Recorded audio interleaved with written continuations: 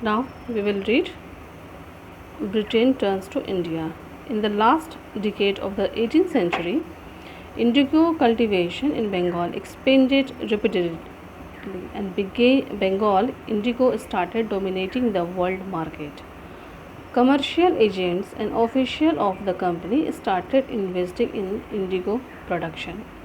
Many company officials, in their desire to make quick profits, turn into planters. अब Britain turns क्या किया, Britain जो है India में टर्न किया।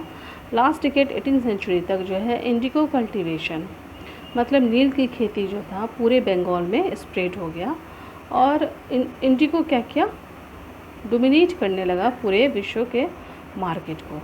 कमर्शियल एजेंट्स और ऑफिशियल जो कंपनी था स्टार्टेड इन्वेस्ट करने लगा इंडिगो में। बहुत सारे कंपनी ऑफिशियल प्रॉफिट्स के लिए इंडिगो में इन्वेस्ट करने लगे। How was Indigo cultivated? Indigo cultivation was of two types, नीच एंड रेवटी। देखो क्या दिया है, Indigo cultivation was of two types, niche and roti. The planter in niche cultivation system produced indigo in lands controlled directly by him through hired labor. ये जो planter था नीच का वो क्या करता था, कल्टीवेशन सिस्टम को, जो नील का खेती था वो कंट्रोल खुद करता था अपने द्वारा किसी लेबर को जब वो हायर करता था। The problems with niche cultivation. The problems with niche cultivation were it required fertile land. niche cultivation के साथ भी कुछ प्रॉब्लम था और ये जो प्रॉब्लम था वो क्या था कि वो एक फर्टाइल लैंड चाहता था। But such areas where heavily populated, लेकिन ऐसा जो एरिया मिलता उसको वहाँ पे क्या था, जनसंख्या बहुत था। सबसे पहला प्रॉब्लम क्या था कि उसको एक फर्टाइल लैंड की ज़रूरत थी पर वो लैंड उसको नहीं मिल पाता था। क्यों नहीं मिलता था? क्योंकि वहाँ पे जनसंख्या बहुत ही ज़्यादा था। दूसरा था planters required large area to grow indigo. Planters चाहता था कि बहुत बड़े एरिया में इंडिगो की खेती करे, मतलब नील की खेती करे। This meant more manpower which was difficult to get and more bullocks and ploughs. और वो चाहता था इसके लिए उसको बहुत ज़्यादा जो है देखो जब आपके पास पैसा है और आपके पास मैन पावर नहीं है तो आप कोई भी काम नहीं कर पाते हैं। तो उसी तरह से उसके पास जो क्या था कि मैन पावर का जो है कमी था और उसके पास बैलगाड़ी भी नहीं था उतना ज़्यादा जिससे वो वहाँ पे जाके खेती कर सके। Planters till the end of the 19th century were reluctant to increase the area under नीच कल्टीवेशन। 19वीं शताब्दी के अंत तक वो क्या किया कि वो जो है नीच कल्टीवेशन को बढ़ाने का बहुत कोशिश किया। Thus about 25% or even less than that land producing indigo was covered under niche cultivation in this system. The rest was covered under a alternate system called roti. उसके बाद क्या हुआ कि 25% ही उसको जो है, उससे भी कम समझो कि उसको जो है खेती मिला नीच कल्टीवेशन के लिए और जितना भी बच गया उसको अल्टरनेट सिस्टम कहा, रेवटी सिस्टम में इसको डाल दिया गया। तो नील की खेती कितने प्रकार की होती थी? दो प्रकार से होती थी, नीज और रेवटी के तौर पे होती थी। अब है indigo on the land of ryots. In the ryoti system the planter forced the riots to sign a contract or an agreement सत्ता। रेवटी सिस्टम में क्या था कि प्लांटर जो है फोर्स करता था रायोट्स को एक कॉन्ट्रैक्ट साइन करने के लिए।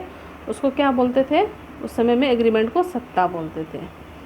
Several time they force the village headman to sign the contract on behalf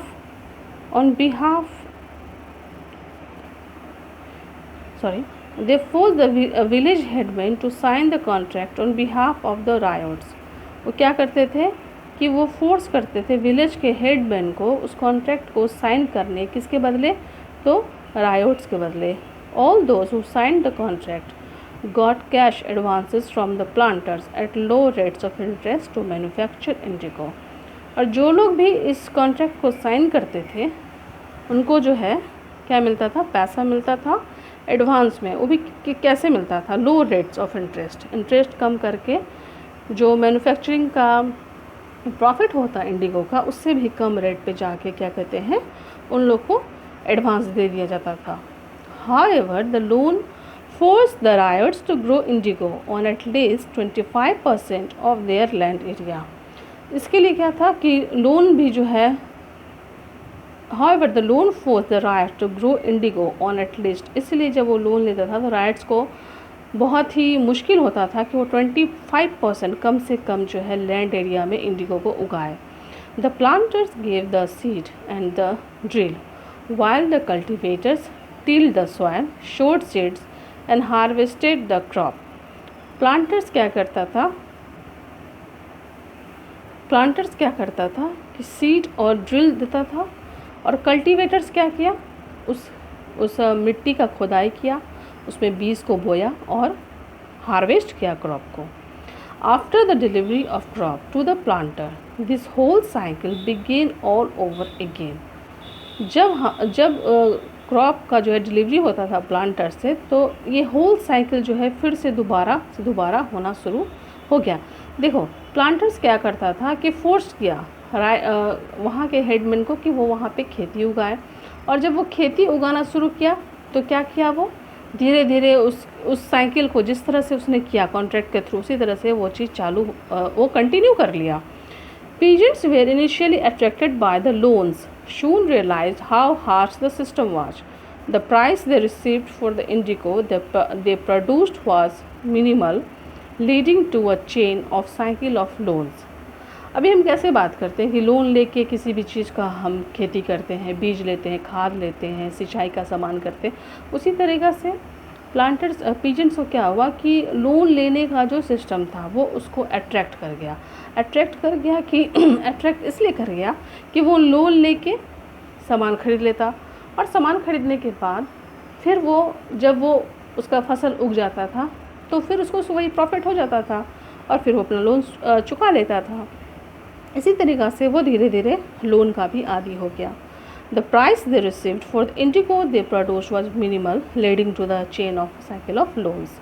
The planters forced cultivators to grow indigo on the base soil which peasants had previously used to grow rice. अब planters forced क्या करने लगा cultivators को कि वहाँ पे जो सबसे अच्छा मिट्टी है, जिस मिट्टी पे चावल लोग उगाते थे, उस मिट्टी पे वो क्या चाहा कि वहाँ पे वो इंडिगो की खेती करने का सोचने लगा। ये जो सिस्टम था उसका कि वो खेती करे और किसी भी तरीक़ा से जो है वहाँ पे उसको इंडिगो से प्रॉफिट मिलता जाए, तो इस तरीक़ा से वो क्या किया कि बहुत ही अच्छा जगह को खोज के, हम बोलते हैं ना कि किसी भी फसल के लिए मिट्टी उपजाऊ होनी चाहिए, तो वो उस उपजाऊ मिट्टी को खोज रहा था जहाँ पे वो खेती कर सके इंडिगो का, और वो मिट्टी भी उसे मिला, वो जगह भी उसे मिला, क्योंकि वो जगह था, कौन सी जगह था, वो जगह था जहाँ पे किसान जो है चावल की खेती करते थे। तो ये प्लांटर्स क्या किया, फोर्स करने लगा कल्टीवेटर्स को कि मुझे वही मिट्टी चाहिए, वही जगह चाहिए जहाँ पे तुम इससे पहले चावल को उगाते थे। ठीक है, अब है the blue rebellion and after. आज हमारा ये चैप्टर ख़त्म हो जाएगा, छोटा ही चैप्टर है और जल्दी भी हो ही है। Riots of Bengal on March 1859 refused to grow indigo and to pay rent. They attacked indigo factories fully armed with swords, spears, bows and arrows. Women also joined them with pans and kitchen wars. अब blue rebellion और उसके बाद का जो system था वो क्या हुआ, कैसे हुआ, ये हम जानेंगे अभी। कि ryots of Bengal on March 1859 refuse to grow indigo and pay rent. Bengal का जो राइट्स था 1859 में क्या किया, मार्च में रिफ्यूज़ किया इंडिगो को उगाने के लिए और उस पर लगान देने के लिए।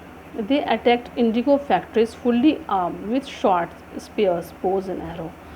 उसने क्या किया, तो नील खेती की जो फैक्ट्रीज़ थी वो पूरे सेना दल के साथ, जिसमें कि जो है तलवार है, भाला है, बाण, तीर, कमान सबको लेके क्या किया, उस पर हमला कर दिया।